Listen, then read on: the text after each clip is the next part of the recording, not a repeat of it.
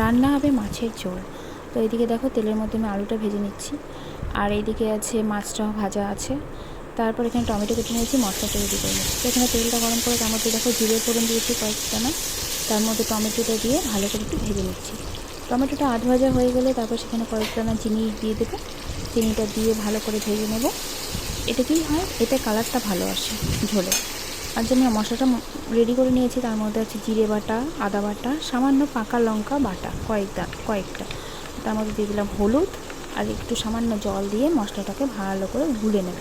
তাতে কী হয়, হলুদটা ভালো করে গুলে যায়।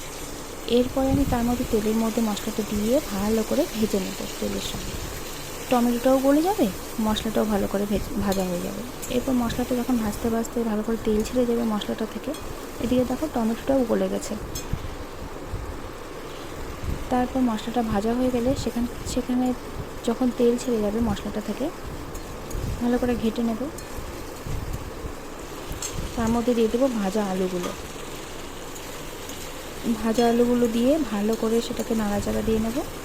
ভালো করে মশলার সঙ্গে আলুটাকেও কষিয়ে নেবো, যাতে আলুর মধ্যে মশলা একটু নুন হলুদ ঢোকে। তাতে কী হয়, আলুটাও খেতে সুন্দর লাগে ঝোলের। ভালো করে দেখো আলুটার সঙ্গে মশলাটাকে ভেজে নিয়েছি, মশলাটা থেকে সুন্দর তেল ছেড়ে গেছে, কালারটা দেখেছো কত সুন্দর এসেছে।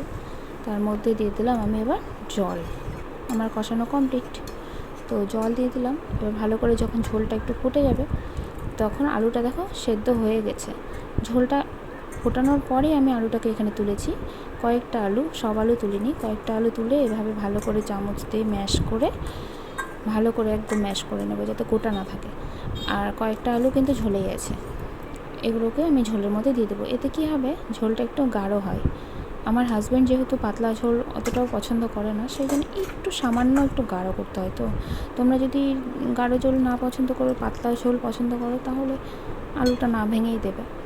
এবার সামান্য একটু গরম মশলা দিয়ে নামানোর আগে এবার আমি নামিয়ে ফেলবো। এই দেখো রেডি, গরম